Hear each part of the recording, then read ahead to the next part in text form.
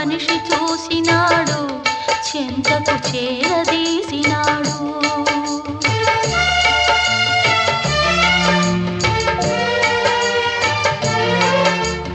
అభమో శుభమో తెలియని లేడి అతనిని నమ్మింది, తన హృదయం పరిచింది.